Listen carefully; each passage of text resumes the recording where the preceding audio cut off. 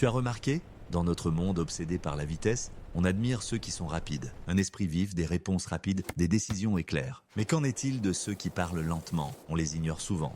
On les juge incertains, un peu lents d'esprit, des freins. Et si je te disais que c'est l'une des plus grandes erreurs de jugement sur l'intelligence humaine? Pense à cette réunion. Un collègue bombarde la salle d'idées, un flot ininterrompu de paroles. Un autre reste silencieux, puis lentement, en choisissant ses mots, il formule une seule pensée. Qui sera vu comme la star de la réunion? Probablement le premier. Et peut-être que toi, tu es le second. On t'interrompt constamment. On te dit « Allez, plus vite !» Tu sens la pression, tu deviens nerveux et tes pensées s'embrouillent encore plus. Ou à l'inverse, tu es celui qui ne supporte pas les silences et se précipite pour combler le vide. Aujourd'hui, on déconstruit ce mythe. Pourquoi parler lentement est souvent un signe de puissance, pas de faiblesse.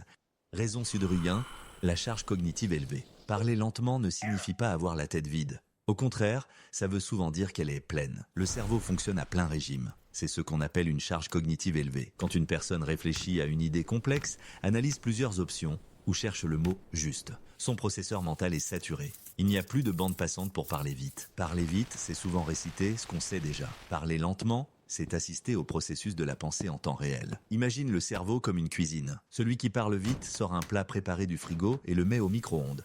Prêt en 30 secondes. Celui qui parle lentement sort des ingrédients frais, les découpe, les fait revenir, choisit les épices. Ça prend du temps, mais le résultat est un plat d'auteur, pas un plat réchauffé. Raison numéro 2. Le système 1 contre le système 2. Daniel Kahneman, prix Nobel, a décrit deux modes de pensée. Le système 1 est rapide, intuitif, automatique. Il répond à 2 plus 2 ou réagit à un bruit soudain. Le système 2 est lent, analytique et demande un effort. Il s'active pour un problème complexe ou un créneau difficile. Ceux qui parlent vite vivent souvent dans le système 1.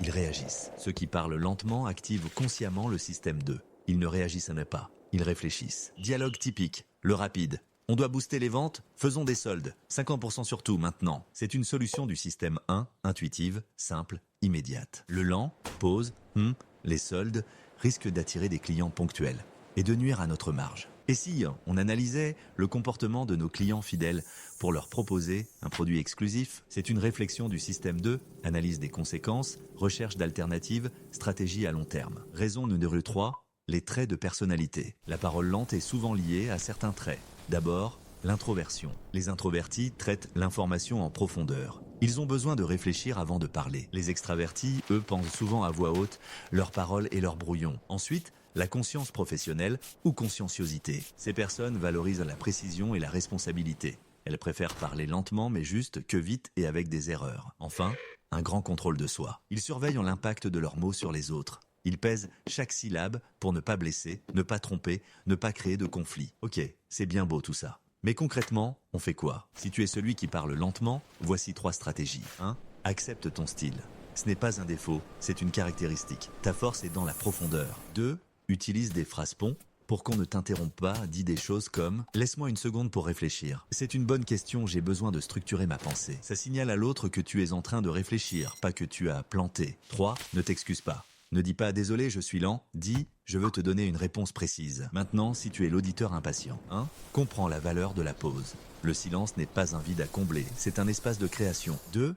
Compte jusqu'à 3 avant d'interrompre, compte mentalement. C'est souvent suffisant pour que l'autre continue. 3. Pose des questions de clarification. Au lieu de « alors », demande « quel facteur analyses-tu » Ça montre ton engagement et ça aide ton interlocuteur à structurer sa pensée. En conclusion, à l'ère de Twitter et des vidéos courtes, où la vitesse de réaction est reine, la capacité de parler lentement et de manière réfléchie est un super pouvoir. C'est un filtre contre le bruit informationnel, une armure contre la superficialité. Ce n'est pas le signe d'un esprit lent, mais d'un esprit profond. La prochaine fois que tu rencontres quelqu'un comme ça, ou que tu le remarques en toi-même, souviens-toi. Ce n'est pas un frein, c'est un stratège. Il n'est pas en retard dans sa réponse. Il joue simplement à un autre jeu. Un jeu de longue haleine.